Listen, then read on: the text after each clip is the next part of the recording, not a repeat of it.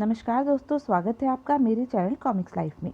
शुरू करते हैं अनिल मोहन जी द्वारा लिखा गया देवराज चौहान सीरीज का एक और मज़ेदार उपन्यास गिरोह पार्ट 2। अगले दिन सुबह 9:30 बजे जगमोहन मामू के यहाँ पहुँचा। संतलाल भी सजा धजा तैयार होकर वहाँ मौजूद था। तुम भी हो? जगमोहन उसे देखते ही बोला। जवाब में संतलाल दांत दिखाने लगा। गुरुजी कैसे हैं? मामू ने पूछा। जगमोहन ने मामू को घूरा। क्या हुआ? मामू ने पूछा। ये गुरुजी छोड़, सीधा नाम ले, देवराज चौहान। क्या बात कहते हो? मामू मुस्कुरा पड़ा। देवराज चौहान को दिल से गुरु मान लिया है तो धंधे में रिश्ते मत जोड़, धंधे की तरह चल। आज के वक्त में कोई किसी का गुरु नहीं, चेला नहीं, सब माया का खेल है। बात तो ठीक बोला ये, संतलाल कह उठा। लेकिन गुरुजी, मामू ने कहना चाहा। फिर गुरुजी? जगमोहन ने सख्त स्वर में टोका। सीधी तरह नाम लेकर बात कर।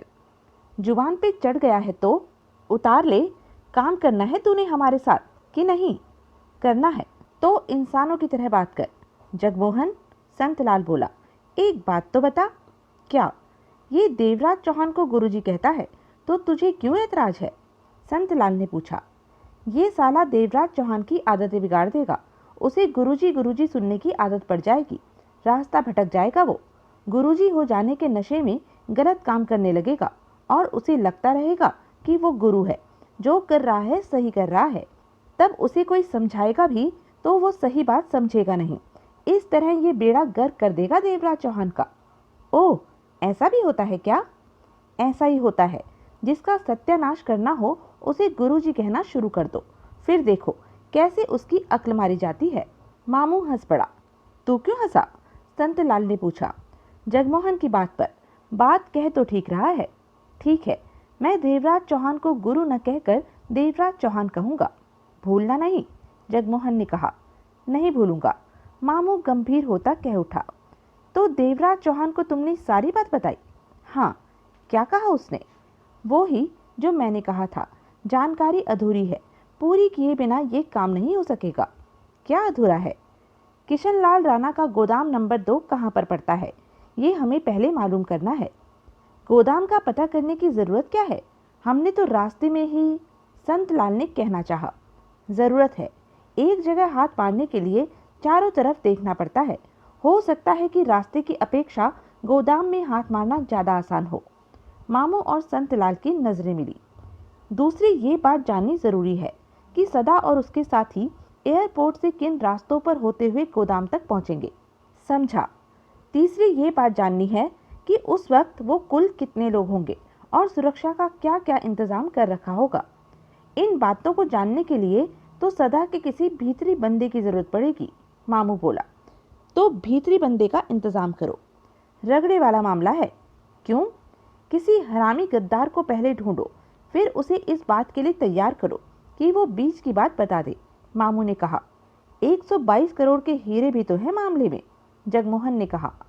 वो तो ठीक है, लेकिन कोई साला खाली खाली मुंह क्यों खोलेगा? नोट मांगेगा मुंह खोलने के। दे देना।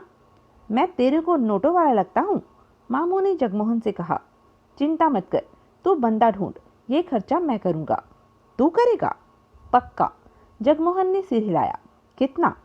जितना कम से कम में मामला पड़ जाए। मामू ने संतलाल को देखा। ये तो मांगने वाले के ऊपर है कि वो कितना मुंह फाड़ता है, संतलाल ने कहा। वो ज़्यादा मुंह खोले तो उसे समझा देना कि इस तरह का काम नहीं चलेगा, नीचे लाना उसे, जगमोहन बोला। परंतु वो ये तो समझ जाएगा कि हम हीरो पर हाथ डालना चाहते हैं, इसलिए ज़्यादा मांगेगा। मेरे को लुटवाओगे क्या? जगमोहन ने मुंह बनाकर कहा। मेरे से बात कराना उसकी। चलो, मैं भी तुम लोगों के साथ ही रहूँगा। हमें सदा के ठिकाने के बाहर चलकर वहाँ नज़र रखनी है। मामू, संतलाल बोला, इस काम में सुंदरी को इस्तेमाल क्यों नहीं करता? सुंदरी को? वो किसी को फंसाकर, सदा के किसी आदमी को फंसाकर उसके मुंह से बातें निकाल लेगी। हाँ, मामू ने सिर हिलाया। हरामी चीज़ है सुंदरी, ये काम कर लेगी। ये सुंदरी वो ही जिसे खामखा का हिस्सेदार बना रखा है। जगमोहन ने दोनों को देखा। खामखा का नहीं, काम करेगी। मुफ्त का माल तो उसे देंगे नहीं। मामू मुस्कुरा पड़ा। शहर बसा नहीं, उचक्के पहले इकट्ठे हो गए। जगमोहन ने गहरी सांस ली। संतलाल, मामू बोला, सुंदरी को फोन मार। संतलाल ने सुंदरी को फोन लगाया। बात हो गई। मैं संतलाल, पहचाना या पहचान लिया? सुंदरी की आवाज़ कानों में पड़ी। वो डकैती का क्या हुआ? उसी के लिए तेरी को फ़ोन मारा है। वो तो सोमवार को तो तभी होगी डकैती जब काम करेंगे, तैयारी करेंगे। तैयारी नहीं करनी क्या? बोल, आजा तू, तेरे लिए काम निकला है। चैम्बूर से जो सड़क पृथ्वी थिएटर को जाती है, उसी सड़क पर तीसरी लाल बत्ती के पास मिलना। कितनी देर में पहुंच रही है उधर, ये बता। 45 मिनट में। पहुंच, हम सब तेरे को उधर ही मिलेंगे। हम सब? उधर से सुंदरी ने पूछा। तेरे को कैसे पता होगा? बताया जो नहीं। सुन, डकैती मास्टर देवराज चौहान का नाम सुना है? संतलाल बोला। जगमोहन गहरी सांस लेकर रह गया। हाँ, सुंदरी की आवाज़ कानों में पड़ी। वो ही ये डकैती डालेगा। उसका खास यार जगमोहन हमारे साथ है इस वक्त, समझ गई? देवराज चौहान की डकैती डालेगा? सच कह रहे हो? सुंदरी की आवाज़ में अजीब से भाव आ गए थे। तू क्या मेरी लुगाई है जो तेरे से मजाक करूंगा? एक बार बोल दिया तो फिर पूछती है कि सच कह रहा हूँ या मजाक कर। मैं पहुंच रही हूँ चैम्बूर की तीसरी लाल बत्ती पर। संतलाल ने फ़ोन बंद करके दोनों को देखा। वो आ रही है, बोला वो। हमें भी यहाँ से अब चलना चाहिए। मामू ने जगमोहन को देखा। जगमोहन ने भोलेपन से सहमति से सिर हिला दिया। जगमोहन, मामू, संतलाल और सुंदरी का वो सारा दिन बेकार गया। सारा दिन वो भाग दौड़ करते रहे, परंतु सदा के उस ठिकाने का ऐसा कोई बंदा हाथ न लग सका जो उन्हें 122 करोड़ के हीरों के बारे में सोमवार वाले दिन की जानकारी दे पाता। शाम ढलने पर जगमोहन मुंह बनाकर कह उठा, सारा दिन बेकार गया। तुम लोग सदा के ऐसे बंदे का इंतजाम न कर सके जो ऐसे इंतजाम 2 मिनट में हो जाते हैं या फिर 2 दिन भी लग जाते हैं। मामू कह उठा, कल दूसरा दिन होगा, कर लोगे जानकारी का इंतजाम? कोशिश तो जारी ही है। क्यों संतलाल? मामू ने संतलाल को देखा। ये तो जगमोहन भी देख रहा है कि हमारी भागदौड़ जारी है, काम भी हो जाएगा, चिंता क्या? इस बात को लेकर हमें तनाव में नहीं आना चाहिए, सुंदरी ने शांत स्वर में कहा। तनाव कहाँ है, हम तो बातें कर रहे हैं, संतलाल ने कहना चाहा। इसी से तनाव उभर आएगा। फिर सुंदरी जगमोहन से बोली, ऐसे कामों में कभी कभी वक्त लग जाता है। जगमोहन ने मामू और संतलाल को घूर कर कहा, काम कुछ हो नहीं रहा, हिस्सेदार इकट्ठे करते जा रहे हो जाएगा काम, कल कुछ करेंगे। क्यों संतलाल? पक्का कल कुछ करेंगे।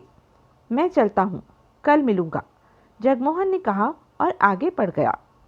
तीनों कुछ पल चुप रहे। फिर संतलाल बोला, जगमोहन नाराज हो गया लगता है। बात तो उसकी ठीक है कि 4 लोग दिन भर एक साथ रहे और काम कुछ भी नहीं। मामू बोला, कल कुछ करके दिखाएंगे। संतलाल ने सोच भरे स्वर में कहा, मैं अपने यार दोस्तों को टटोलता हूँ, उन्हें ये मत बता देना कि हम क्या करने जा रहे हैं। क्यों बताऊंगा उन्हें? मेरा तो अब कोई काम नहीं। सुंदरी कह उठी, तेरे को जाने की क्या जल्दी है? मामू ने उसे देखा। काम नहीं है तो चली जाती हूँ, मेरी माँ की तबीयत ठीक नहीं, घर जाकर माँ को डॉक्टर के पास ले जाऊंगी। तेरी शादी हो गई? मामू ने पूछा। सुंदरी ने मामू को देखा, फिर मुस्कुराकर बोली, तेरे को क्या लगता है? मेरे ख्याल में तो नहीं हुई। ठीक लगता है तेरे को? क्यों पूछा तूने? मैं पिछले 20 सालों से एक अच्छी बीवी की तलाश कर रहा हूँ। मेरी माँ तो बूढ़ी हो चुकी है। सुंदरी ने व्यंग से कहा, मैं तेरी बात कर रहा हूँ, तेरी माँ की नहीं। अगर तेरे को दूल्हे की ज़रूरत है तो इधर भी नज़र कर लेना। तेरी उम्र कन्यादान करने की हो रही है, कन्या ग्रहण करने की नहीं। तभी तो कह रहा हूँ कि ब्याह कर लेते हैं, कन्या होगी तो दान भी कर देंगे, ब्याह करेंगे उसका। सुंदरी ने मामू पर से नजरें हटाकर संतलाल से कहा, कल मिलूंगी। संतलाल ने सिर हिला दिया। तू कहे तो मैं भी चलूं तेरे साथ? मामू मुस्कुराकर बोला, तेरी माँ से मिल लूंगा और हमारी कुछ पहचान भी हो जाएगी। सुंदरी मुस्कुराई और आगे बढ़ती चली गई। ये हाथ नहीं आने वाली मामू। संतलाल हंसा। जानता हूँ। मामू ने गहरी सांस ली। लेकिन मेरी भी आदत है दाना फेंकते रहने की, कोई तो चुगेगी। रात 2 बजे मामू का दरवाज़ा खटखटाया गया। मामू की नींद टूटी। ये सोचते हुए उसने दरवाजा खोला कि आधी रात को कौन सी मुसीबत आ गई। सामने संतलाल खड़ा था। तो इस वक्त मामू ने देखा वो अभी तक दिन वाले कपड़ों में ही है। तूने तो आधी नींद भी पूरी कर ली होगी और मैं अभी तक सोया भी नहीं। तू अब तक कौन से हल चला रहा है? संतलाल ने मामू को पीछे किया और भीतर आ गया। मामू ने दरवाजा बंद करके उसे देखा। क्या बात है? मैंने एक और हिस्सेदार बना लिया। क्या? मामू अचकचा उठा। एक और? हाँ, साली क्या पटाखा चीज। संतलाल, तेरा दिमाग खराब हो गया है, मामू ने तीखे स्वर में कहा। क्यों? क्यों तू हिस्सेदार बनाता जा रहा है और काम कुछ हो नहीं रहा? अब वो सदा के खास आदमी से मिलवाएगी। मामू ने संतलाल को घूरा। वो नैनी, नैनी नागरा नाम है उसका। तेरे को कहाँ मिली? प्रेम के पास, उसके यहाँ मेहमान बनकर ठहरी हुई थी, संतलाल ने बताया। प्रेम को भी पता चल गया होगा कि प्रेम सुबह ही शहर से बाहर गया है, 2 दिन बाद लौटेगा। मामू ने सोच भरे स्वर में कहा। वो नैनी, नैनी नागरा वो कैसे जानती है सदा के खास आदमी को? पता नहीं, लेकिन वो कहती है कि सदा का सबसे खास आदमी उसके इशारे पर नाचता है। वो नचाती है उसे। कैसे? अपने शरीर के दम पर। सदा के उस खास आदमी का नाम क्या है? मुरली। मामू संतलाल को देखने लगा। क्या हुआ? मेरी समझ में नहीं आ रहा कि नैनी को 122 करोड़ के हीरों के बारे में बताकर तूने ठीक किया है या गलत? गलत क्यों? वो सदा के खास आदमी को बता सकती है कि हमारा प्रोग्राम हीरो पर हाथ डालने का है। नहीं बताएगी। क्यों? बिल्ली कभी भी दूध के मालिक से नहीं कहती कि दूध संभाल लो, नहीं तो मैं पी जाऊंगी। संतलाल मुस्कुराकर बोला। मामू ने गहरी सांस ली। मैंने नैनी को हीरो के बराबर का हिस्सेदार बना लिया है। कल वो हमें मुरली से मिलवाएगी। कहती है जो पूछना हो पूछ लेना, वो हर बात का जवाब देगा। नैनी रहती किधर है? इतना पता है कि मुंबई में नहीं रहती, बाहर से आई है वो, अक्सर मुंबई आती ही रहती है। जगमोहन तेरी बात सुनेगा तो अपना माथा पकड़ लेगा। क्यों? वो पहले ही परेशान है हमारे द्वारा इकट्ठे किए गए हिस्सेदारों से। 2 हम हो गए, 1 सुंदरी, अब नैनी भी हो गई। जगमोहन और देवराज चौहान पहले से ही हैं। इतने लोगों की इस काम में जरूरत ही कहाँ है? मामू ने कहा। 122 करोड़ के हीरे कम नहीं होते मामू, सबके पेट भर जाएंगे। जगमोहन ज्यादा लेगा, वो पहले ही इस बात का इशारा दे चुका है। ले ज्यादा, तब भी पल्ले जो पड़ेगा वो कम नहीं होगा, संतलाल कह उठा। बाकी बातें अब कल सुबह जगमोहन के आने पर ही होंगी। तू यहीं सोएगा या अपने घर जाएगा? घर जाऊंगा, बेटी अकेली है, उसके पास भी पहुंचना है। सुबह वक्त पर आ जाऊंगा। सुबह पहले सुंदरी पहुंची, फिर जगमोहन और तब तक संतलाल भी आ पहुंचा था। बात मामू ने ही शुरू की। वो जगमोहन से बोला, संतलाल ने एक और हिस्सेदार तैयार कर लिया है।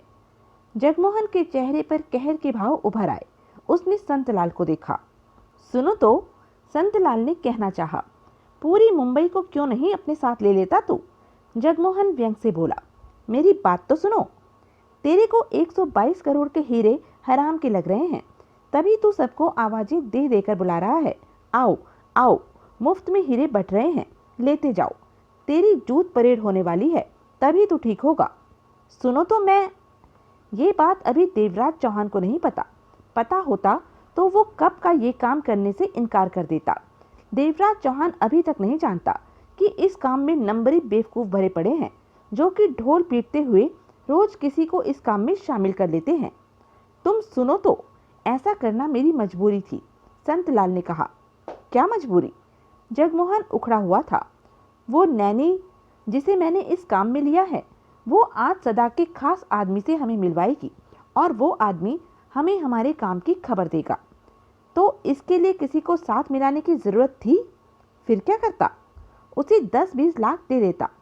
10-20 लाख कहाँ से लाता? मैं देता। संतलाल जगमोहन को देखने लगा, बोला। पहले नहीं पता था? मेरा फ़ोन नंबर तो तुम लोगों के पास है, कल ही मैंने दिया था। एक बार फ़ोन करके मुझे पूछ लेते। भूल हो गई। डकैती हमसे करवा रहा है और हिस्सेदार तू इकट्ठे करने पर लगा है। बाद में झगड़ा करवाएगा क्या? अब ध्यान रखूंगा। संतलाल ने गहरी सांस ली। इसी भी खामखा इस काम में शामिल कर लिया। जगमोहन ने सुंदरी की तरफ इशारा किया। संतलाल के कुछ कहने से पहले ही सुंदरी कह उठी, जब काम का वक्त आएगा तो तुम्हें पता चल जाएगा कि मैं खामखा की नहीं हूँ। छोड़ो इन बातों को, मामू कह उठा।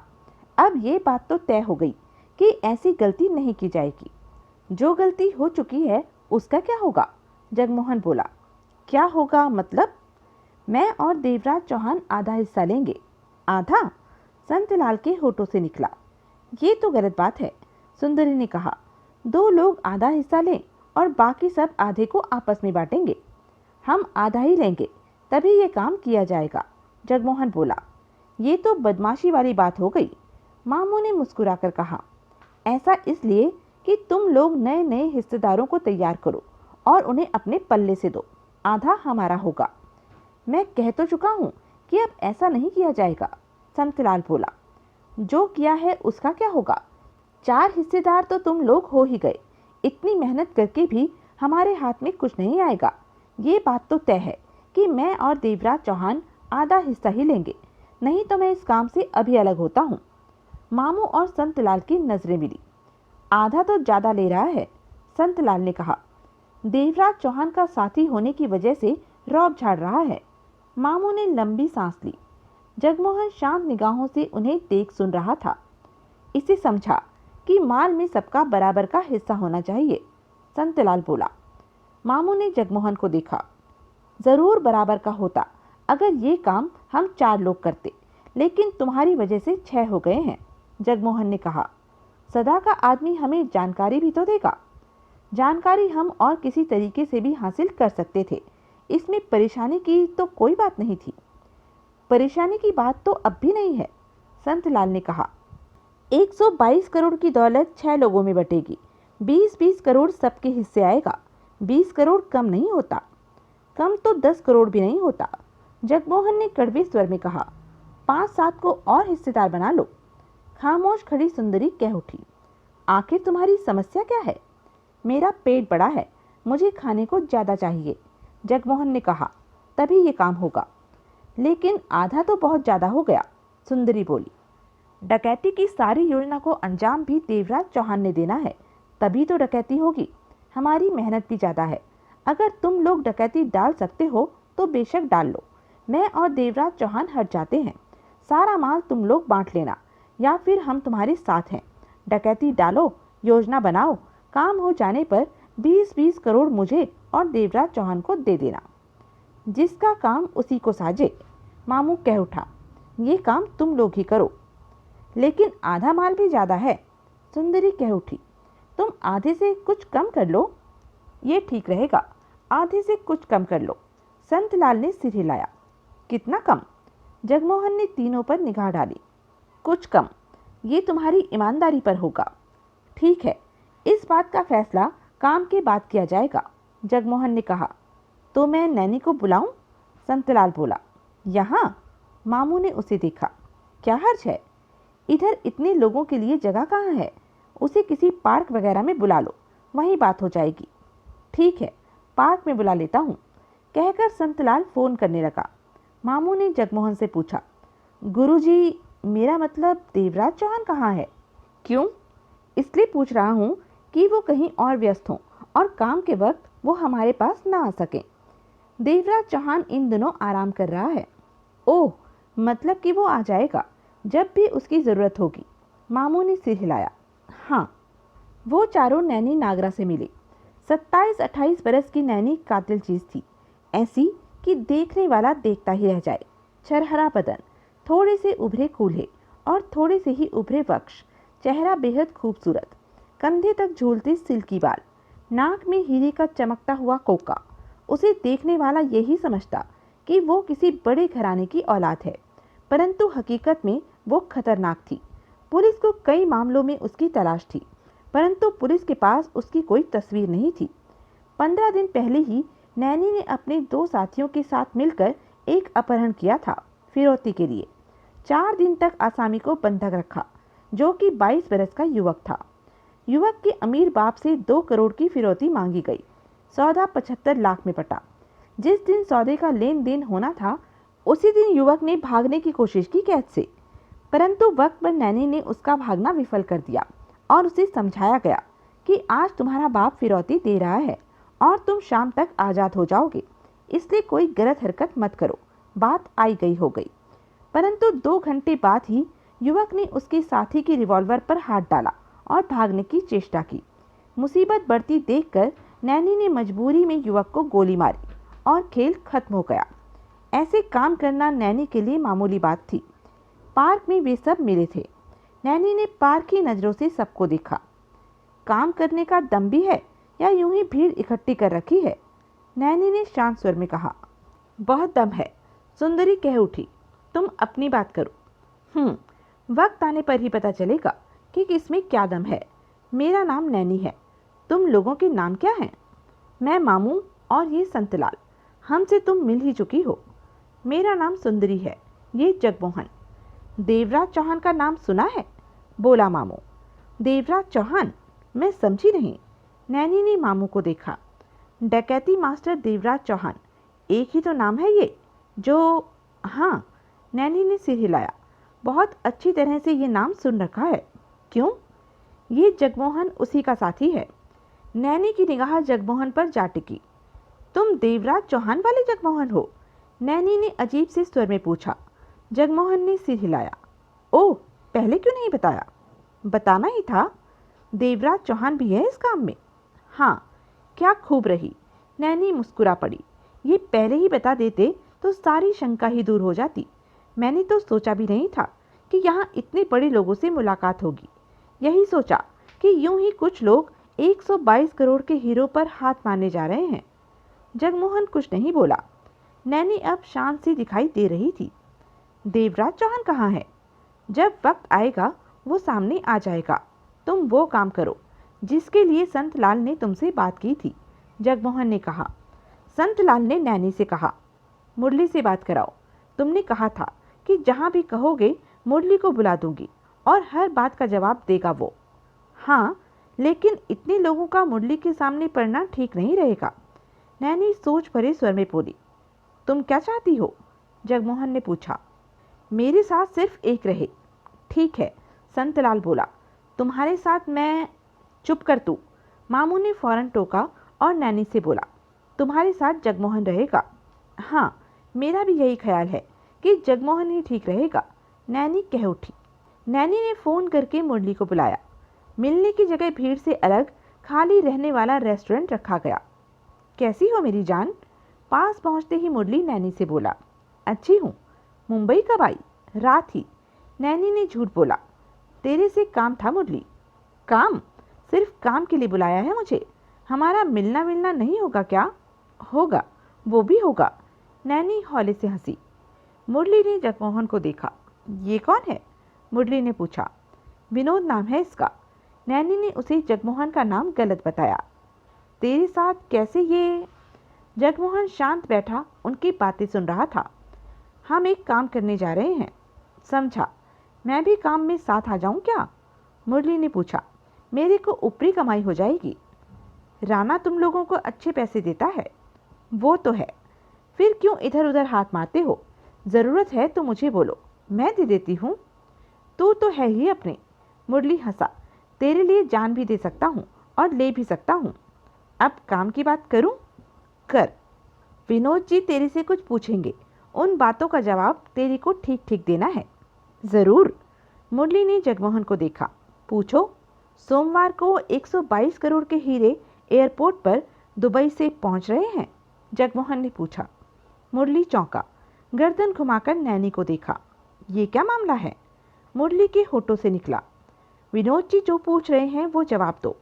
लेकिन नैनी, ये राणा के माल के बारे में। मुरली ने कहना चाहा। क्या तुम बता नहीं सकते? क्यों नहीं बता सकता? तो बताओ, मेरे लिए बताओ। तुम्हारे लिए? हाँ मेरी जान, मेरे लिए, नैनी ने मस्त स्वर में कहा। मुरली कुछ ढीला पड़ा। खतरे वाली बात तुम जानने की चेष्टा कर रही हो, मुरली ने जैसे अपने को समझाने की चेष्टा की। जानती हूँ, राणा को पता चलेगा कि कुछ नहीं होगा, नैनी ने लापरवाही से कहा। तुम उन हीरो पर हाथ मारने जा रही हो? मुरली कुछ बेचैन दिखा था अब। नैनी ने सिर हिलाया। ये खतरनाक होगा। अभी भी वक्त है, संभल जाओ। मुरली, क्या अब तो मुझे बताएगा कि मुझे क्या करना चाहिए और क्या नहीं? मैं सिर्फ ये कहना चाहता हूँ कि राना के काम में दखल मत दो। राना को शायद तुम कम आंक रही हो। वो तुम मुंह बंद रखोगे तो राना को कुछ भी पता न चलेगा। नैनी मुस्कुराई। मुरली ने गहरी सांस ली। बोला, तो तुम नहीं मानोगी? विनोद जी की बातों का जवाब दो। मुरली ने जगमोहन को देखा और नैनी से कह उठा, तुम इसके साथ मिलकर ये काम करने जा रही हो? हाँ, ये तो मुझे बेकार सा आदमी लगता है। बेहतर होगा कि इस काम के लिए कोई ढंग का आदमी देखो। नैनी ने जगमोहन को देखा। जगमोहन भावहीन ढंग से मुरली को देख रहा था। तुम विनोद जी से बात कर लो मुरली, नैनी ने कहा। हाँ, मुरली ने जगमोहन से कहा। सोमवार को 122 करोड़ के हीरे दुबई से एयरपोर्ट पर पहुंच रहे हैं। उन हीरों की डिलीवरी लेने सदा एयरपोर्ट पर जाएगा। तुम्हें कैसे पता? हाँ या ना में बोलो। हाँ। साथ में कितने आदमी होंगे? 4-5 और आदमी। मुरली सोच भरे स्वर में बोला, कुल 7 होंगे। हाँ। जाओगे कैसे? वैन पर। वैन का हुलिया बताओ। वैन सफ़ेद रंग की होगी और उसका नंबर ये है। वो साधारण वैन नहीं है, जापानी वैन है, बड़ी है। ड्राइवर का कैबिन अलग है और पीछे वाला हिस्सा अलग है, जबकि देखने में ऐसा कुछ नहीं लगता, और उसके शीशे बुलेट प्रूफ हैं। किस रास्ते से एयरपोर्ट पहुंचोगे? मुरली ने बताया। गोदाम नंबर 2 कहाँ पड़ता है? ओह, तुम तो काफ़ी कुछ जानते हो। खबर कहाँ से ली ये सब? मुरली कह उठा। मेरी बात का जवाब दो। कालका देवी में है 2 नंबर गोदाम। एयरपोर्ट से किस रास्ते का इस्तेमाल करते हुए कालका देवी तक पहुंचोगे? मुरली मुंह खोलने लगा तो नैनी बोली, मुरली, जो रास्ता बताओगे उसी पर वैन चलनी चाहिए सोमवार को। रास्ता बदले नहीं। नहीं बदलेगा। मुरली ने गहरी सांस ली और रास्ता बताने लगा। रास्ता बताना खत्म हुआ। ये बताओ कि वैन पर हाथ डालने का सबसे आसान रास्ता कौन सा है? जगमोहन ने पूछा। ये नहीं बता सकता। सदा किसी को वैन पर हाथ नहीं डालने देगा, मुरली ने गंभीर स्वर में कहा। फिर नैनी को देखा। तुम लोग वैन पर हाथ डालकर 122 करोड़ के हीरे ले लेना चाहते हो? हाँ मुरली, ये ठीक बात नहीं है। तुम हमारी किस तरह से सहायता कर सकते हो? नहीं नैनी, मैं और कोई सहायता नहीं कर सकता। मुरली बेचैन दिखा। मेरे लिए भी नहीं? नहीं, पहले ही मैंने बहुत बता दिया है। राना को पता चल गया तो वो मुझे कुत्ते की मौत मार देगा। राना को कैसे पता चलेगा? काम के दौरान तुम पकड़े जा सकते हो, हम नहीं पकड़े जाएंगे। नैनी मुस्कुराई। पकड़े भी गए तो तेरा नाम हमारे होठों पर नहीं आएगा। राना अंदर की बात को बाहर निकालना जानता है, मुरली ने कहा। मैं भी उस दिन वैन में रहूंगा। इस बात का ध्यान रखना कि कहीं कोई गोली मुझे ना लग जाए। तुम इस काम से हट जाओ, नैनी बोली। नहीं हट सकता, सदा का खास आदमी हूँ। काम के वक्त कोई बहाना नहीं बना सकता। मुरली ने गहरी सांस ली। नैनी ने जगमोहन से कहा, विनोद जी, कुछ और पूछना है आपने मुरली से? नहीं। तो आप जाइए, मैं और मुरली अभी अकेले में बातें करेंगे। क्यों मुरली? मुरली एकाएक मुस्कुरा पड़ा। जगमोहन उठकर रेस्टोरेंट से बाहर निकल गया। मुरली ने नैनी को देखा। तेरे पास आराम करने की जगह हो तो यहाँ से चलें? नैनी ने चंचल स्वर में कहा। नेकी और पूछ पूछ, उठ। तेरे लिए तो मेरी जान जगह ही जगह है। पूरा पृथ्वी ग्रह अपना है। मुरली खिल उठा। देवराज चौहान ने जगमोहन की पूरी बात सुनी और मुंबई का रोड मैप निकालकर टेबल पर बिछा लिया और उस पर उन रास्तों पर निशान लगाने लगा जहां से एयरपोर्ट से हीरे लेकर चलने वाली वैन गुजरनी थी। इस काम से फारिग होकर देवराज चौहान ने जगमोहन से कहा, तो उस वैन में 7 हथियारबंद आदमी मौजूद होंगे? हाँ, सदा और मुरली के अलावा 5 और। वैन के शीशे बुलेट प्रूफ हैं। देखने में वैन साधारण लगती है, लेकिन उसका ड्राइवर कैबिन अलग है और पीछे का हिस्सा अलग। बीच में पार्टीशन है। पिछले हिस्से में जाने के लिए आगे वालों को वैन से उतरकर पीछे के दरवाजे से प्रवेश करना पड़ेगा। भीतर ही भीतर से कोई रास्ता नहीं है। देवराज चौहान ने सिगरेट सुलगाकर कश लिया। मेरे ख्याल में वैन पर जहां भी हम हाथ डालेंगे उन लोगों से टकराव होना जरूरी है, जगमोहन बोला। हाँ, लेकिन हमने काम ऐसे करना है जैसे कि हमेशा करते हैं, देवराज चौहान ने कहा। क्या मतलब? मतलब कि खून खराबा ना हो। जगमोहन सिर हिलाकर कह उठा, ऐसा कैसे हो पाएगा? हमें वैन में रखे 122 करोड़ के हीरे लेने हैं और वो लोग हीरों की रखवाली कर रहे होंगे। टकराव होगा ही। कोई ऐसा रास्ता सोचना है कि टकराव ना हो और काम भी बन जाए। मुझे तो ऐसा कोई रास्ता दिखाई नहीं देता। देवराज चौहान मुस्कुराया और नक्शे पर नजर मारता कह उठा, ऐसा कोई रास्ता निकालना होगा। कोई योजना ऐसी बनानी होगी कि जिससे खून खराबा ना हो। वो हीरे किशनलाल राणा की दौलत हैं। ये बात तुम पहले भी बता चुके हो। मुरली का कहना है कि किशनलाल राणा जान लेगा कि किसने ये काम किया है, वो छोड़ेगा नहीं। इससे हमें कोई फर्क नहीं पड़ता। काम के बाद राणा हमारे पीछे पड़ गया तो हमें राणा के बारे में नहीं, अपने काम के बारे में सोचना है। हमें अपने काम की सफलता के बारे में सोचना है। तभी जगमोहन के मोबाइल फोन की बेल बजी। जगमोहन ने फोन निकालकर बात की। हेलो, तुम किधर हो? मामू की आवाज़ कानों में पड़ी। नैनी नागरा को फ़ोन किया तो उसने बताया कि तुम कब के जा चुके हो। 1 घंटे तक आऊँगा। मुरली ने बताया कुछ? हाँ, काम की बात रही। मतलब कि हमारा काम हो गया क्या? हो गया। तो गुरुजी को, मेरा मतलब देवराज चौहान को बता दो सब कुछ, ताकि वो काम की तैयारी कर सके। आज शुक्रवार भी आधे से ज़्यादा बीत गया।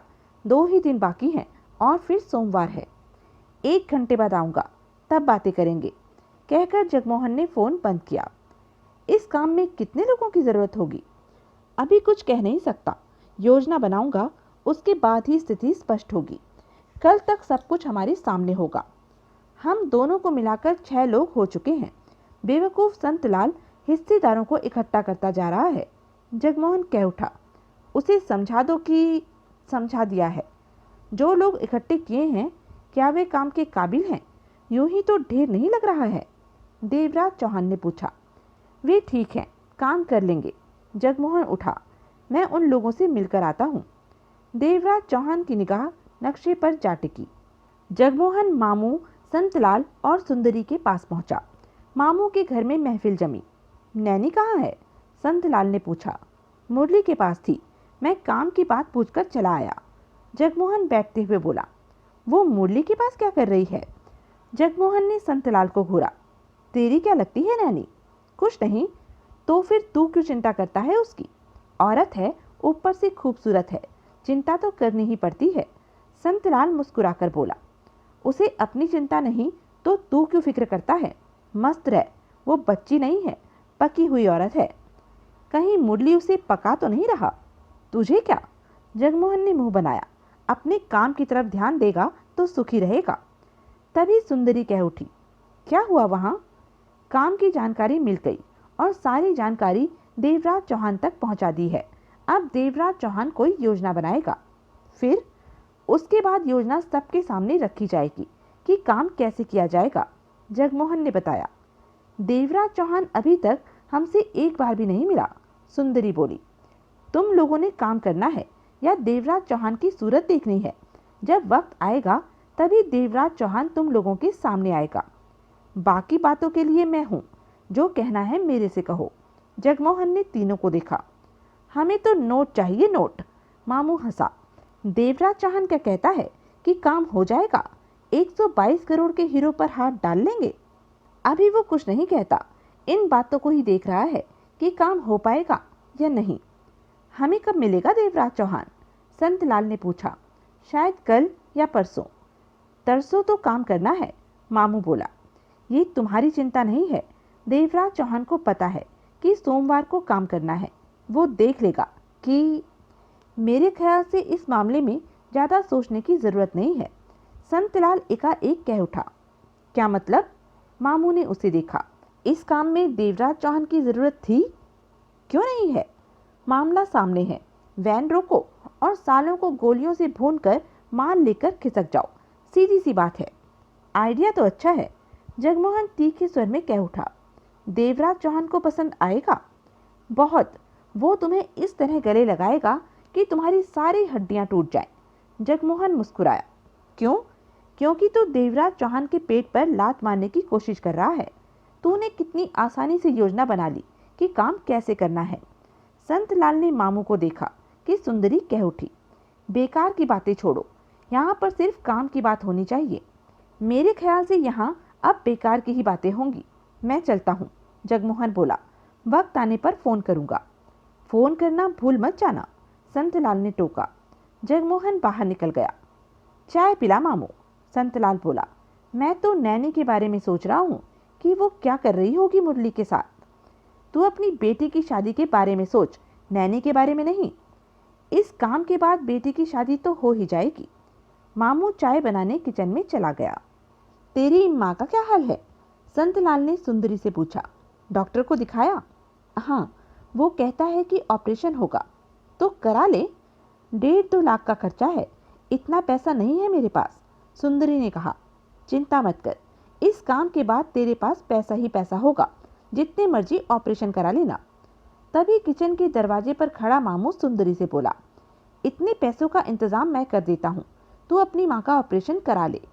सुंदरी ने मामू को देखा। मामू मुस्कुराया। बदले में क्या चाहिए तेरे को?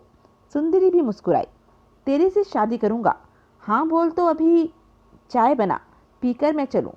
कुछ देर और यहाँ रही तो तू मेरी गोद में बच्चे भी रख देगा। संतलाल हंसकर कह उठा, मामू ये हाथ नहीं लगने वाली। मत लगे, कोशिश करते रहना तो मेरा काम है। मामू पुनः किचन में चला गया। सुंदरी गंभीर दिखने लगी, बोली, हम सफल हो जाएंगे संतलाल। अब ये सारी परेशानी देवराज चौहान की है। वो मास्टर बंदा है, गलत काम नहीं करेगा। मेरे ख्याल में वो सफल ही रहता है। हमें सफल हो जाने के बारे में चिंता अवश्य करनी चाहिए, सुंदरी ने कहा।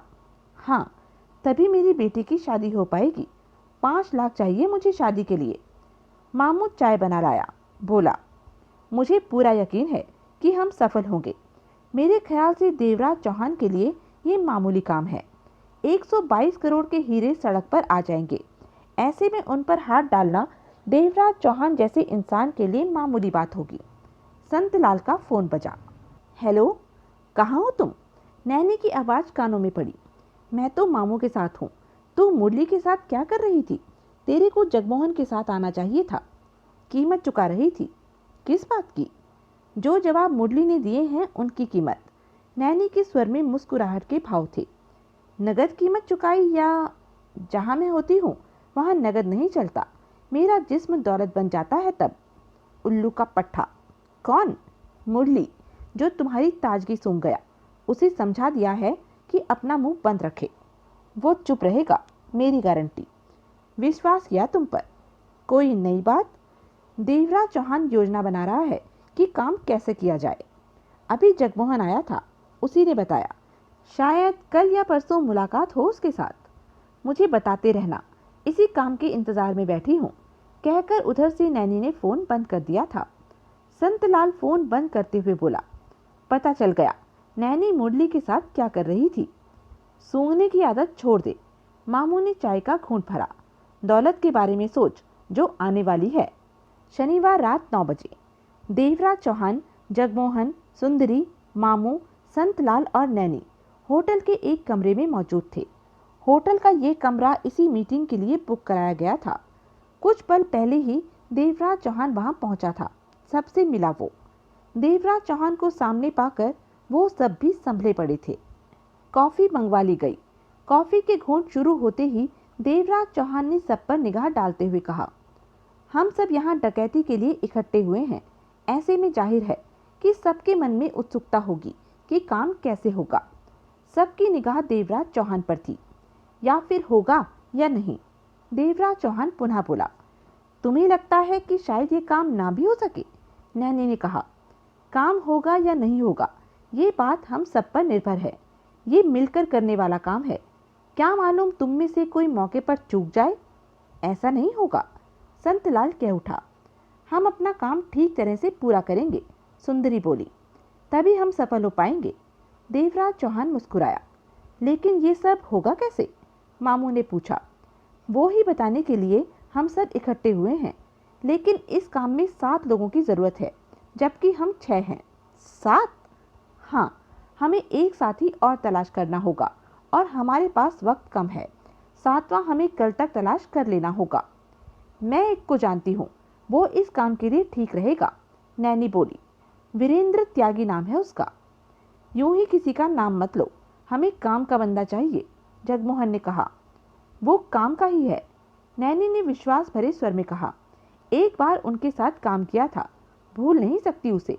अगर तुम में से किसी के पास काबिल बंदा हो तो बेशक उसे ले आओ। अहम बात तो ये है कि काम होना चाहिए। तुम इस वीरेंद्र त्यागी को कल तक बुला लेना, जगमोहन उससे बात करके देख लेगा। ठीक है, नैनी ने सिर हिलाया। अब डकैती के बारे में बताओ कि कैसे की जाएगी, सुंदरी ने कहा। हाँ, लेकिन सबसे पहले ये बात कहना चाहूँगा कि डकैती में भाग लेने वाला हर इंसान अहम होता है। किसी एक से हुई चूक भी सब कुछ खत्म कर देती है। यानी कि हर कोई अपना काम पूरी जिम्मेदारी से करे। बाद में ये नहीं सोचा जाएगा कि डकैती किसकी वजह से असफल हुई, तब सिर्फ यही बात सामने होगी कि हम असफल हो गए, देवराज चौहान ने कहा। हम पूरी कोशिश करेंगे कि डकैती के दौरान हमसे कोई गलती ना हो, मामू ने गंभीर स्वर में कहा। देवराज चौहान ने सिगरेट सुलगाई। जो मैं बताने जा रहा हूँ उसके बारे में कोई सवाल करना हो तो तब पूछें, जब मैं बात खत्म कर लूँ। योजना का कोई पहलू कमजोर लगे तो बेहिचक कहो, हमारे पास पूरा वक्त है कि कमजोर पहलू को दुरुस्त किया जा सके। सबकी निगाह देवराज चौहान पर थी। देवराज चौहान ने कश लिया और डकैती की योजना बतानी शुरू कर दी। सबकी निगाह देवराज चौहान के हिलते होठों पर टिक चुकी थी। एक एक शब्द वे सुन रहे थे। सब चुप थे, नजरें देवराज चौहान पर टिकी हुई थी। सबके मस्तिष्क में खलबली सी पैदा हो चुकी थी। डकैती कैसे डाली जाए ये बताकर देवराज चौहान खामोश हो चुका था। सब एक दूसरे को देख रहे थे। कुछ खामोशी के बाद देवराज चौहान कह उठा, किसी को कुछ कहना हो तो कह सकता है। ये, मामू ने मुंह खोला, ये खतरे वाली योजना लगती है। दुनिया में ऐसी कोई योजना नहीं होती इन कामों में जो खतरे के बिना हो। खतरा कभी पहले तो कभी बीच में या फिर अंत में होता ही है, परंतु इसमें ज्यादा खतरा लगता है, मामू ने कहा। मैं मामू की बात से सहमत हूँ, सुंदरी बोली। कोई ऐसी योजना बनाओ जिसमें खतरा कम हो, संतलाल कह उठा। देवराज चौहान मुस्कुराया। उसने सिगरेट सुलगाकर नैनी से पूछा, तुम इस बारे में क्या कहती हो? मुझे कोई फर्क नहीं पड़ता, नैनी ने शांत स्वर में कहा। मैं हर तरह के माहौल में काम करती हूँ। खतरे मेरे लिए कोई अहमियत नहीं रखते, परंतु इन लोगों की बात सही है कि इस काम के लिए कम खतरे वाली योजना भी तैयार की जा सकती है। देवराज चौहान ने कश लिया। तुम्हारी योजना में कोई कमी नहीं, लेकिन इसमें खतरा ज्यादा है, मामू पुनः कह उठा। हाँ, खतरा ज्यादा है, क्योंकि मैं इस तरह काम करना चाहता हूँ कि किसी की जान न जाए, देवराज चौहान बोला। जान न जाए? हमारी भी नहीं और दूसरी पार्टी के लोगों की भी नहीं। ऐसा क्यों? खून खराबा करके दौलत ले उड़ना साधारण बात है, कुछ अपने मरे तो कुछ सामने वाले के। इस तरह तो कोई भी काम करने की चेष्टा कर सकता है, परंतु मेरा काम करने का ढंग जुदा है। मैं दौलत के लिए खून खराबा नहीं करता। तो दौलत को चुपके से ही बीच में से निकाल लाता हूँ। मेरी इस योजना से इंसानी जान का नुकसान नहीं होगा। हो भी सकता है, संतलाल बोला। हमारी जान जा सकती है, वो हम पर गोलियां चला देंगे। वो बेवकूफ नहीं हो सकते जो खामखा गोलियां चला देंगे, देवराज चौहान ने कहा। तुम लोग उनके पास रखी 122 करोड़ की दौलत लूटने जा रहे हो, तो अपने बचाव में वे गोलियां चला सकते हैं। उससे तुम लोगों ने बचना होगा, बस ये ही खतरा है। लेकिन जहां तक मैं समझता हूँ, उस स्थिति में वे गोलियां चलाने की अपेक्षा वहां से निकल जाना पसंद करेंगे। कोई कुछ न बोला। नजरें देवराज चौहान पर थी। ये सब कुछ 15 से 20 मिनट में हो जाएगा और उन लोगों को एहसास भी नहीं हो पाएगा कि ये 122 करोड़ के हीरों की डकैती हो रही है।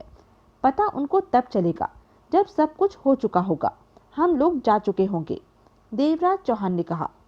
थोड़ा सा ही खतरा है, सुंदरी कह उठी। इतना बड़ा काम है तो थोड़ा सा खतरा होगा ही, क्या फर्क पड़ता है, संतलाल कह उठा। काम होने के बाद तो मजे ही मजे हैं। ठीक है, मामू ने देवराज चौहान को देखकर कहा। कर लेंगे ये काम। हमारे पास कल रात तक का वक्त है। मेरी योजना पर गौर करते रहो और कोई कमजोरी निकाल सको तो अवश्य निकालो। काम के बाद, सुंदरी बोली, माल को कहाँ ले जाया जाएगा? इस बात पर कल रात को बात करेंगे, देवराज चौहान ने कहा। कल रात को इसी कमरे में 9 बजे हम लोग मिलेंगे। मैं चाहती हूँ कि बंटवारा होने में ज़्यादा वक्त न लगे। सुंदरी ने कहा, अपना अपना हिस्सा लेकर सब अलग हो जाएं। ऐसा ही ठीक रहेगा। बंटवारा कहाँ करना है, इस बात का फैसला कल रात ही होगा, देवराज चौहान ने कहा और नैनी से बोला, तुम कल 7वें आदमी का इंतजाम करने जा रही हो, वो कब तक आएगा? कल 12 बजे तक वो आ जाएगा। जगमोहन को फोन कर देना, ये मिल लेगा उससे। नैनी ने सिर हिला दिया।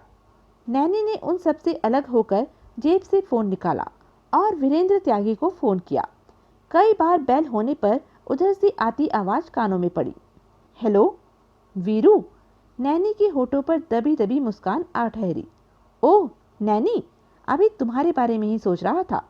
उधर से वीरेंद्र त्यागी की आवाज उसके कानों में पड़ी। मेरे बारे में? कसम से? क्या? खास नहीं, अभी अभी तुम्हारा ख्याल आया तो मन में आया कि कई महीने हो गए हमें मिले। तुमने तो फोन भी नहीं किया। व्यस्त रहा मैं। 2 महीने तो नेपाल में लगाए, अब 2.5 महीने से दिल्ली में हूँ। काम कर रहे हो? हाँ, किसी काम में लगा हुआ था, परंतु ठीक मौके पर गड़बड़ हो गई। ये परसों की बात है। अब कोई काम नहीं, फुर्सत में हूँ। मुंबई आ जाओ। मुंबई में हो तुम? हाँ, सोच रहा था महाबलेश्वर में तुम्हारे कॉटेज पर कुछ वक्त आराम से रहूं। क्यों नहीं, आ जाओ। सोमवार का काम है मुंबई में, उसके बाद महाबलेश्वर चलेंगे। सोमवार को तुम्हारा काम है? तुम भी कर सकते हो वीरू, एक आदमी की जरूरत है। जानते हो काम कौन संभाल रहा है? नैनी मुस्कुराई। कौन? डकैती मास्टर देवराज चौहान। ओह, तुम उस तक कैसे पहुंची? इत्तेफाक से। करोगे देवराज चौहान के साथ काम? हाथ क्या आएगा? 122 करोड़ की दौलत का खेल है। 122 करोड़? आता हूँ। कल 12 बजे तक आ जाओ तो इस काम में शामिल हो जाओगे। नैनी ने कहा। पहुंच जाऊंगा। तुम कहाँ मिलोगी? मुंबई पहुंचकर मुझे फोन कर लेना वीरू। ओके नैनी, कल मिलते हैं।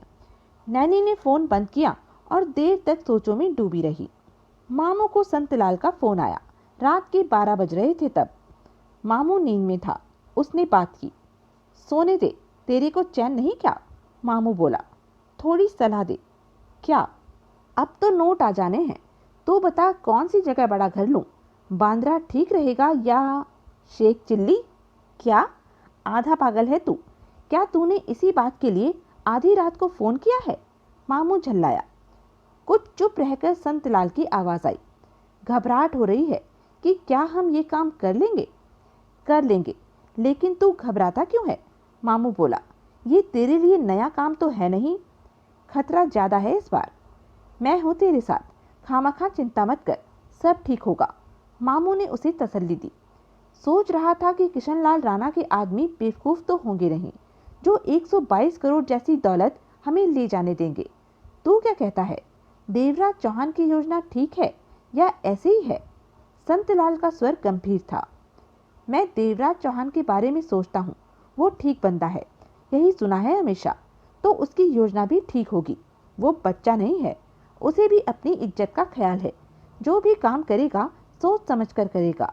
सब कुछ भूलकर देवराज चौहान के साथ कदम मिला ले। कुछ भी सोच मत, भगवान भला करेगा। ऊपर वाला भी जानता है कि तूने अपनी बेटी की शादी करनी है, तेरे को पैसे की सख्त जरूरत है। ऊपर वाला तो ये भी जानता है कि मैं गलत काम करके पैसा इकट्ठा कर राणा की हराम की दौलत पर हाथ डाल रहे हैं, किसी शरीफ आदमी को बकरा नहीं बना रहे। कहता तो तू ठीक है, फिर ये सारा काम देवराज चौहान कर रहा है, हम तो उसके इशारे के नौकर हैं। इस बारे में जो जवाब देना होगा ऊपर जाकर वो देवराज चौहान ही देगा। हम तो सारी बात देवराज चौहान पर डालकर भगवान के चरणों में बैठ जाएंगे। मामू ने कहा। आराम से नींद मार, अच्छे अच्छे सपने ले, बाकी बात सुबह करेंगे। सुबह 10 बजे वीरेंद्र त्यागी ने एयरपोर्ट से नैनी को फ़ोन किया। हेलो, किधर हो? मैं एयरपोर्ट पर पहुंचा हूं, त्यागी ने कहा। ओके, तुम खार के ग्लोब होटल पहुंचो, वहीं मिलूंगी मैं। तुम्हारे पास आ जाता। तुम्हारा मेरे पास रहना ठीक नहीं, मेरा तुम्हारा कम मतलब ही रहे तो बढ़िया है। जैसा तुम ठीक समझो, कहकर त्यागी ने फ़ोन बंद किया और टैक्सी लेकर खार की तरफ चल पड़ा। 30 बरस का त्यागी 26 का ही लगता था। देखने में वो मौज मस्ती वाला नौकरी करता हुआ युवक लगता था। कोई सोच भी नहीं सकता था कि वो इस कदर खतरनाक हो सकता है।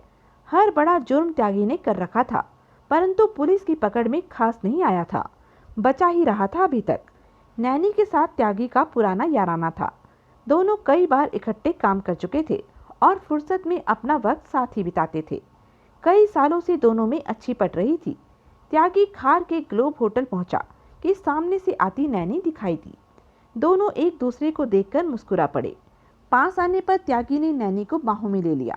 कैसी हो? त्यागी मुस्कुराया। एकदम बढ़िया। त्यागी ने उसे अपने से अलग किया और हंसकर बोला, पहले से खूबसूरत हो गई हो। देर से मिले हो तभी नई लग रही हो, 2 दिन बाद पुरानी लगने लगूंगी। नैनी हंसी।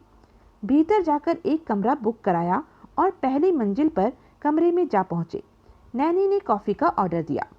त्यागी ने कंधे पर लगा रखा एयर बैग नीचे रखा और बाथरूम में जाकर हाथ मुंह धोया और वापस आकर सिगरेट सुलगाई और कुर्सी पर बैठते हुए नैनी के चेहरे पर नजरें टिकाई और बोला, क्या मामला है? वेटर को आ लेने दो, नैनी ने सोच भरे स्वर में कहा।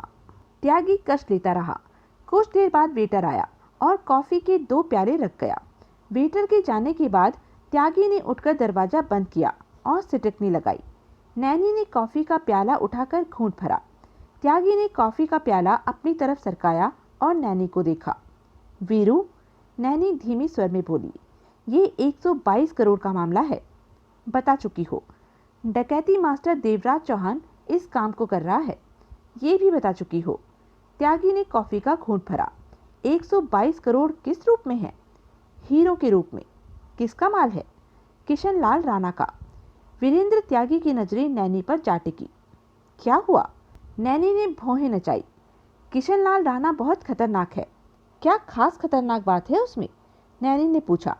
जब मैं कहता हूँ तो समझो, राणा खतरनाक है। उसके माल पर हाथ डाला तो वो चैन से नहीं बैठेगा। तुम्हें इस बारे में चिंता करने की जरूरत नहीं है वीरू। मतलब की बात पर आओ। काम की बात यह है कि कल 122 करोड़ के हीरे सड़क पर आ रहे हैं। देवराज चौहान पूरी योजना बना चुका है। उन पर हाथ डालने की तैयारी पूरी हो चुकी है। सिर्फ एक और आदमी का इंतजाम करना था, तो ये बात मैंने अपने सिर ले ली। तुमने देवराज चौहान को बताया मेरे बारे में? हाँ, नाम बताया था। साथ में ये बताया कि एक बार हमने साथ काम किया था। तुम्हें इसलिए अपने पास नहीं रखा कि कहीं देवराज चौहान को ये ना लगे कि हम दोनों का रिश्ता खास है। ये पता लगेगा तो शायद वो तुम्हें साथ न ले। क्यों? ऐसा मुझे लगता है।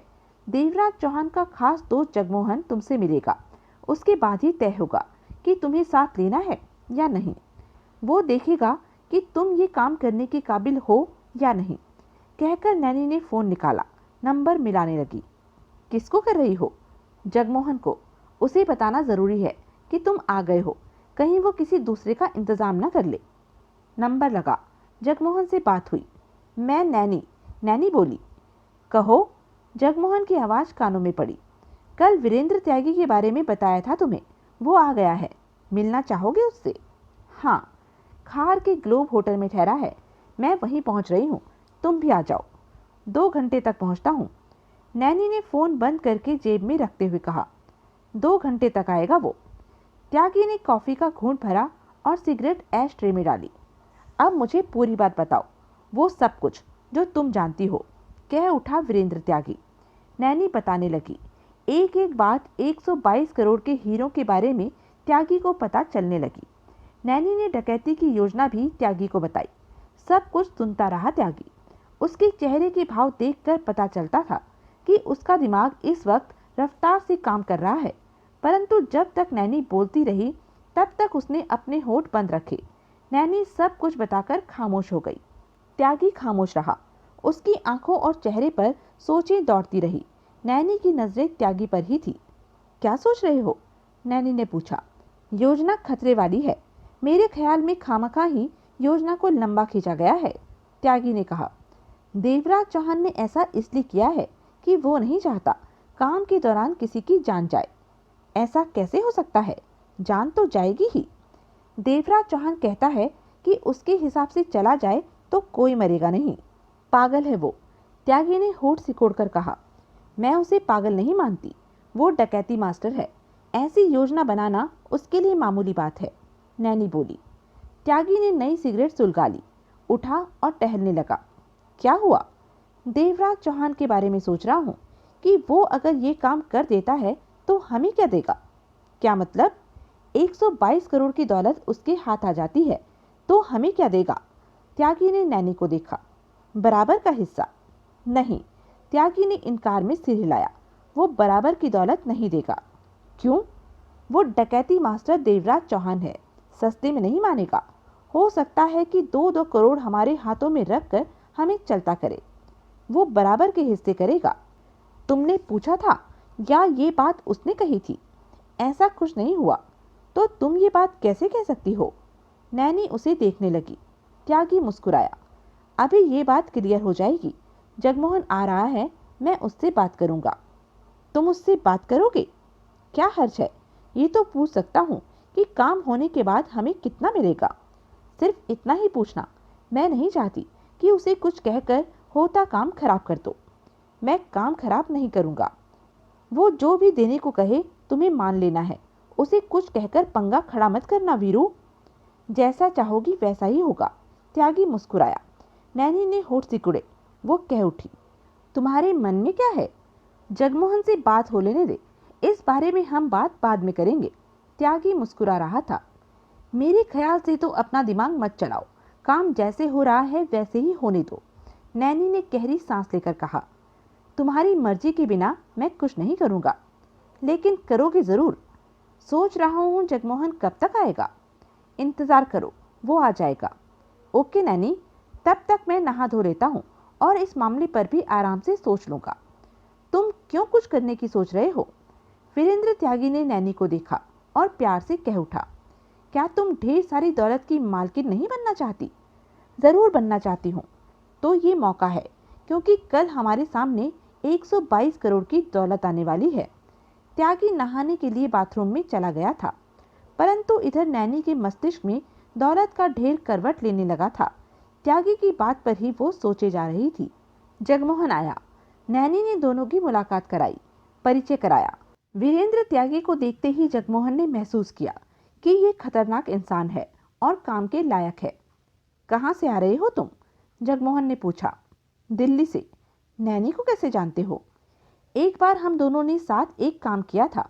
मैंने इसे फ़ोन नंबर दे रखा था कि कोई बड़ा काम हो तो मुझे बुला सकती है। जगमोहन ने नैनी पर नज़र डाली, फिर त्यागी से बोला, नैनी ने बताया कुछ? सब कुछ बता दिया। यानी कि मेरे बताने की ज़रूरत तो नहीं है? नहीं। काम कल होना है, लेकिन आज रात सबकी मीटिंग है। नैनी जानती है कि मीटिंग कहाँ होगी। त्यागी ने सिर हिला दिया। तो मैं चलता हूँ, रात को मिलेंगे। एक बात पूछनी है। त्यागी मुस्कुराया। क्या? इस काम को देवराज चौहान जैसा डकैती मास्टर कर रहा है। ऐसे में माल का बंटवारा कैसे होगा? हाथ क्या आएगा? पूरे माल का 40% मेरा और देवराज चौहान का, बाकी तुम सब बांट लेना, जगमोहन ने कहा। ठीक है, बहुत है। त्यागी पुनः मुस्कुराया। जगमोहन चला गया। त्यागी ने सिगरेट सुलगाई। सुना? त्यागी बोला, मैं पहले ही जानता था कि बराबर का हिस्सा नहीं मिलेगा। क्या फर्क पड़ता है? देवराज चौहान सब कुछ संभाल रहा है तो वो ज्यादा भी लेगा ही। पूरे 122 करोड़ की दौलत है। तो अगर ये हमारी हो जाए तो कैसा रहे? नैनी एकाएक सीधी होकर बैठ गई। क्या कह रहे हो तुम? विश्वास नहीं आ रहा क्या? त्यागी हौले से हंसा। ऐसा कैसे हो सकता है? क्यों नहीं हो सकता? अगर हम चाहें और थोड़ी सी कोशिश करें तो आसानी से ऐसा हो सकता है। नैनी कई पलों तक त्यागी को देखती रही, फिर बोली, तुम नई मुसीबत खड़ी करोगे। मुझ पर विश्वास नहीं क्या? देवराज चौहान के सामने? जो भी है, इंसान ही है, शैतान तो नहीं है कि जिससे पार नहीं पाया जा सकता। नैनी ने बेचैनी से पहलू बदला। त्यागी कष्ट देता रहा। क्या है तुम्हारे मन में? पूरी तरह स्पष्ट नहीं। सोचें कोई रंग रूप लेने की चेष्टा कर रही हैं। तुम किसे संभाल सकती हो? किसको? नैनी के माथे पर बल पड़े। जगमोहन, देवराज चौहान, संतलाल, मामू और सुंदरी। वक्त आने पर इन पांचों में से किस किस को संभाल सकती हो? त्यागी ने पूछा। मैं देवराज चौहान के अलावा सबको संभाल सकती हूँ, नैनी ने धीमे स्वर में कहा। मतलब कि अगर मैं देवराज चौहान को संभाल लूँ तो तुम बाकी सबको संभाल लोगी? संभालने के नाम पर क्या क्या करना होगा? शूट करना है काम के बाद, और तुम्हें इस काम के लिए पर्याप्त वक्त भी मिलेगा। कर लूंगी ये काम, लेकिन तुम्हारी प्लानिंग क्या है? कैसे 122 करोड़ हथियार लेना चाहते हो? कच्ची पक्की प्लानिंग है। तुम जाओ नैनी, रात को आना, तब तक मैं कुछ तय कर लेता हूँ। जो भी करना सोच समझ कर करना। ये मत भूलना कि इस मामले में देवराज चौहान जैसा खतरनाक इंसान है। त्यागी मुस्कुराया, जहरीली मुस्कान। नैनी उठी और दरवाजे की तरफ बढ़ती हुई बोली, रात को मीटिंग पर भी जाना है। शाम 7 बजे तक आ जाऊंगी मैं। गले नहीं लगोगी? त्यागी ने शरारती स्वर में कहा। काम के बाद, अभी फुर्सत नहीं, कहते हुए नैनी बाहर निकल गई। शाम 7:30 बजे नैनी त्यागी के पास पहुंची। हाय! त्यागी उसे देखते ही मुस्कुराकर कह उठा, बहुत खूबसूरत लग रही हो। बेकार की बातें छोड़ो, कर हमें डकैती डालनी है। मेरा पूरा ध्यान उस तरफ है। नैनी ने बैठते हुए कहा, सब हो जाएगा। ऊपर से तुमने मेरा दिमाग खराब कर दिया है। त्यागी ने सिगरेट सुलगाई। तो यह थी अब तक की कहानी। आगे की कहानी जानने के लिए बने रहें मेरे साथ। और हाँ, मेरे चैनल को लाइक, शेयर और सब्सक्राइब करना ना भूलें। धन्यवाद।